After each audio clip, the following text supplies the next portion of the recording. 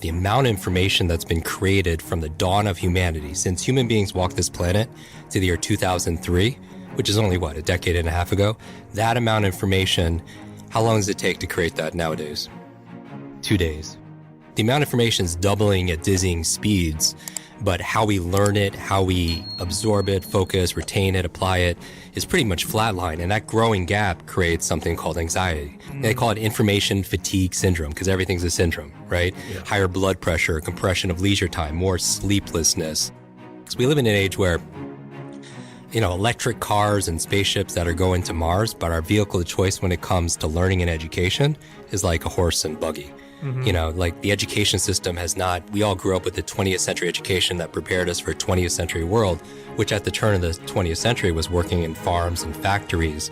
And that's what the education was. It was assembly line, cookie cutter, one size fits all. But now we live in a world where the world's changing so much. Someone graduating school today is going to have 8 to 14 different careers. Can you imagine that? Not jobs, but different careers, because we don't know where the world's going to be. So your ability to outlearn, outthink, outperform, that's your greatest advantage. If there's one skill to master in the 21st century, it's your ability to learn rapidly, to be able to keep up. So digital overload. The second digital supervillain today that I think is a health threat to everyone listening, whether you're an entrepreneur, you're a parent, you're a high achiever, is this thing called digital distraction. Think about all the social media alerts, the app updates. Our minds are being fried because we're getting these dopamine fixes all the time. Do you know how often the average person opens up Instagram? It's now 150 times. And then if you guys are opening up less, that means somebody's opening up a whole lot more. But that's by design, right? Because every like, share, comment, you get this dopamine flood, and it drives our habits and our addiction, if you will. And we talk a lot about routines, and now we're going to talk about how to jumpstart your brain, morning routine, evening routines, because really the success that everyone is desiring, it's hidden in our daily habits. Right? First, you create your habits, and then your habits create you. But one of the things a bad habit, the most successful people, they have their to-do list, and we all have our to-do list. But I've also noticed that some of the highest achievers, they have a not to-do list. You know what I mean? They have a list of non-negotiable things they will not indulge in because, we've all read the book Good to Great. You say no to good so you can say yes to great, right? And a lot of times when you get more and more successful, you suffer from this opportunity stress. Right? You get more and more offers, more and more opportunity, and you can't say yes to everything. And that's a big challenge because then you have so many windows open on your computer. And even if they're minimized, they still take up energy and still take up space and memory. And you wonder why you're fatigued all the time. You wonder why you don't have the mental energy to do the things that you need to be able to do. So digital distraction, and on the top of your not to-do list should be not checking your phone in the first thing in the morning. And I know everyone's listening to me and automatically so many people are just like, oh my God, I hate this guy. But the first hour of the day, the reason why you don't want to pick up your phone is because, and we're all guilty of this, is because it rewires your brain for two things. Number one, it rewires your brain for distraction. When you wake up first thing in the morning, you're in this relaxed, alpha, creative, very suggestible state, right? You just woke up. And so you have to be very careful and protect and stand guard to your mind from outside influences.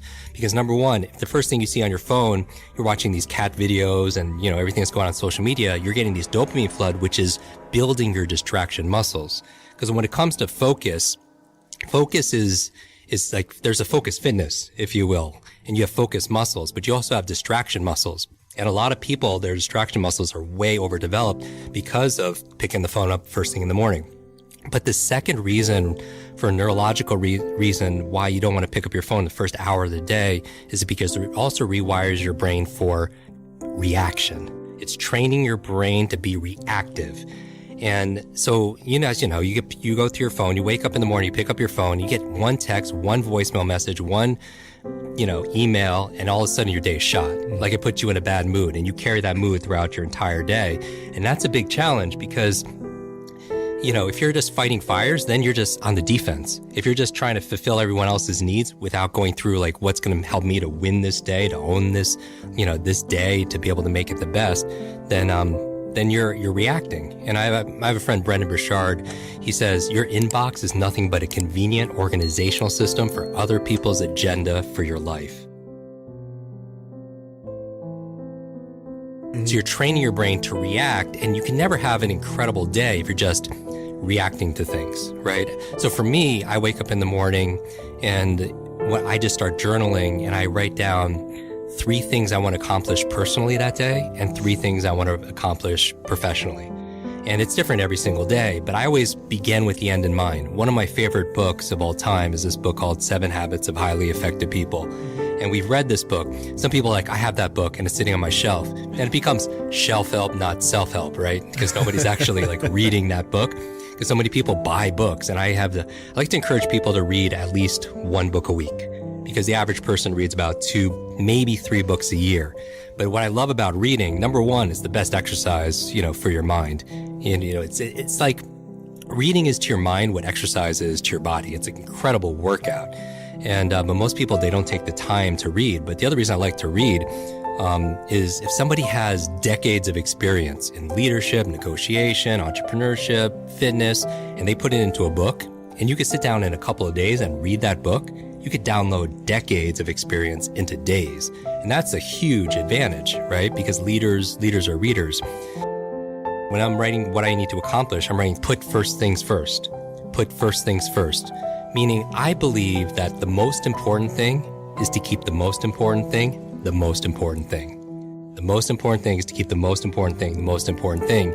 Because a lot of people have a fear of failure or fear of success. My fear has always been, I don't want to succeed at things that don't matter. It wasn't so much about failing, it's about getting really good at something that didn't make a difference.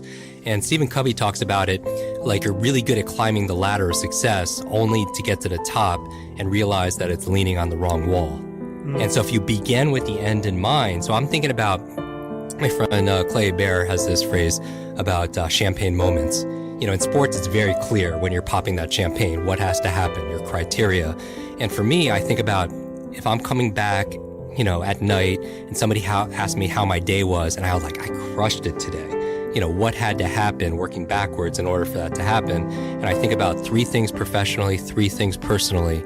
And so I write that down first thing in the morning, and then I don't check my phone until I get one of those checks done. Just at least one thing, and then I get some positive momentum, for example.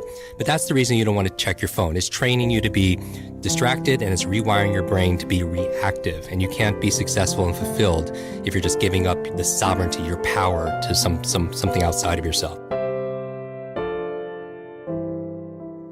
The third digital, supervillain, if you will, when we're talking about, digital challenges is, so you have digital overload, digital distraction, is digital dementia. Have you heard this term yet? No. You're going to hear this a lot in healthcare. It's basically where we're outsourcing our brains, our minds to our smart devices. Oh, this is why I can't remember anybody's phone number. Exactly. Yeah. I mean, how many phone numbers did you know growing up as a all kid? of them. All of them. Literally all of them, because we had to, right? Yeah. And how many phone numbers do you know right now? 2. But the old ones that I knew when I was a kid. Mine and my wife's, Exactly. So 1 or 2. There could be somebody you're texting or calling every single day, and if your phone was dead or if you didn't have it with you, you wouldn't honestly know what that number is. No. And here's the thing. I don't want to memorize 500 phone numbers. Nobody wants to do that, but we've lost the ability to remember one phone number. We've lost the ability to remember a conversation, somebody's birthday. I mean, I feel like absent-mindedness. I mean, how many people feel like senior moments are coming too early? Like you walk into a room and you just forget why you're there.